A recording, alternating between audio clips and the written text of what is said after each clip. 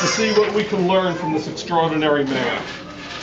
I guess the most obvious lesson is that if we want to live 100 years, first of all, we should all take a drink of Canadian whiskey, not Scotch, right, Dad? Morning and night. Never exercise, at least until you're 98 years old.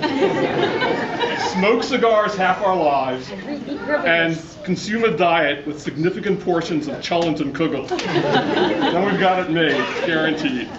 However, a harder lesson I think we have to learn from Dad is his ability to connect with anybody. And when I say anybody, I don't just mean Jews, and I just don't mean Orthodox Jews. I've seen my father establish a connection of affection and respect with all kinds of people. The employees in his liquor store, remember Richard? Yeah. Yep. The residents in the apartment building where he lived in Baltimore, and most recently, of course, the people who have taken such good care of Mom and Dad over the last few years. All of this pales, however, with his ability to connect with children, epitomized by his role as manager of the Mignonnaires, the Sunday morning group davening youth group, which he ran for so many years in Washington. And I'd like to briefly quote, we got, I don't know how many emails from former members of the Mignonnaires, all of them recalling the wonderful effect that Dad had on their lives, but there's one I really have to quote. It's birthday greetings that were sent from Israel by Aaron Falk. Remember Aaron Falk? Sure. Okay, a former member of the Mignonnaires. And I quote, "Dear Mr. Sperling, on Mea Vesru Shana, it's been nearly 50 years since I was a regular member of the Ohev Shalom Talmud Torah Sunday Mignonnaires. I don't think I thanked you, the legendary Mr. Sperling, for all of your kindness, dedication, and trouble.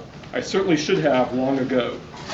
I should have thanked you, Mr. Sperling, for always being there for us crazy, wild, ungrateful kids.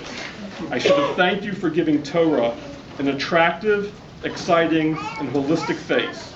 It was a Torah that was all-encompassing, including tefillah, eating, ball games, social interaction, the game room, fun, a Torah full of life, love, and vitality. It was a Torah that was real and sincere. It wasn't coming from someone paid to say what was said, doing his job and going home. Instead of coming from a professional Jew, your message was coming from a real Jew. Yours was a message from the heart, a message that we crazy kids could believe and internalize."